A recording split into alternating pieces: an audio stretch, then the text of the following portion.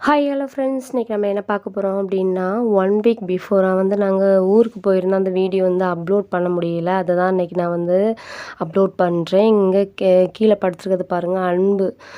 என்னோடய நாத்தனார் வீட்டுக்கு தான் வந்திருக்கோம். என்னோடய நாத்தனார் எதுக்காக வந்திருக்கோம் அப்படின்னா, ஹஸ்பண்ட் மாலை போட்டிருந்தாங்க.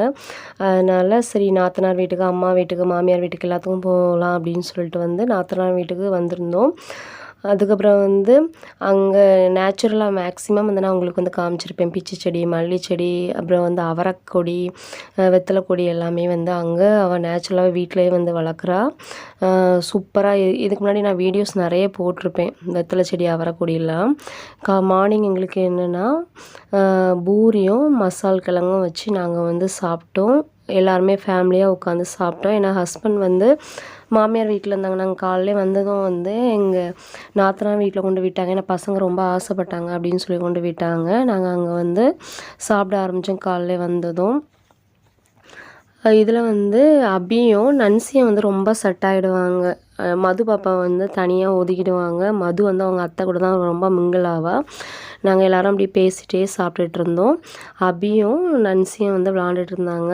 அபி என்னோடய நாத்தனாரோட பையன். எங்களுக்கு எப்போவுமே நான்வெஜ் தான் மேக்ஸிமம் என்னோடய நாத்தனார் வச்சு கொடுப்பேன். ஆனால் இப்போ மாலை போட்டிருந்தனால, ஹஸ்பண்ட் மாலை போட்டிருந்தனால அதுக்கு கீரை வச்சு அதுக்கு பொரியல். மேக்ஸிமம் அவன் நிறைய வெஜிடபிள்ஸ் நிறைய எடுத்துப்பா. கூட்டு எப்போவுமே சாப்பாடு கம்மியாக சாப்பிட்டாலும் வெஜிடபிள்ஸ் நிறையா சாப்பிடணும் அப்படின்னு சொல்லுவாள்.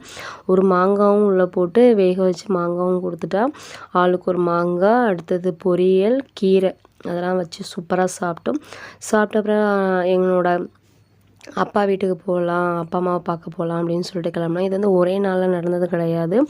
ஒரு 3 days நடந்தது அப்படியே நான் போட்டிருக்கேன்.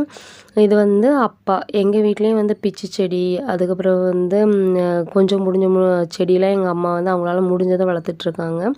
இதான் என்னோடய பிறந்த வீடு. இதுவும் நான் ஹோம் டூர் போட்டிருக்கேன். பாப்பா தூங்கிட்டு இருந்தா, சரி அவ்வளோ வீடியோ எடுக்க வேண்டாம் அப்படின்னு வீடியோ எடுக்கலை. சின்ன பாப்பாவுக்கு போர் அடிக்க ஆரம்பிச்சிருச்சு. இதுதான் அம்மா.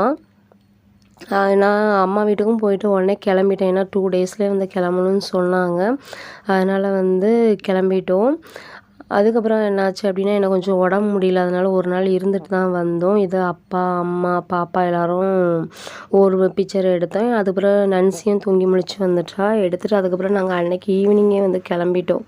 ஏன்னா 2 daysல கிளம்பணும்னு சொன்னனால அப்பா அம்மாவை பார்த்துட்டு, அப்பா எனக்கு சிப்ஸு நிறைய சாப்பிட்றதுக்கு எல்லாமே வாங்கி கொடுத்தாங்க.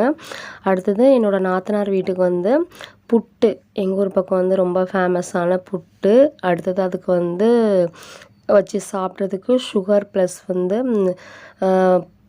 பச்சை பயிறுன்னு சொல்லுவாங்கள்ல, பச்சை பயிறு அதை வச்சு சாப்பிட்டோம். இதான் என்னோடய நாத்தனார். அவளுக்கு வீடியோ எடுக்கிறதுல அவ்வளோ இன்ட்ரெஸ்ட்டு கிடையாது. அதனால் வேணாம் நீ அப்படின்னு சொல்லிட்டு கிளம்பிட்டா. அடுத்தது கிச்சனில் என்ன இப்போ வேக வச்சுருக்குன்னா, புட்டு நார்மலாகவே நம்ம ஒவ்வொரு புட்டுக்குழல் வச்சு தான் வைக்க முடியும்.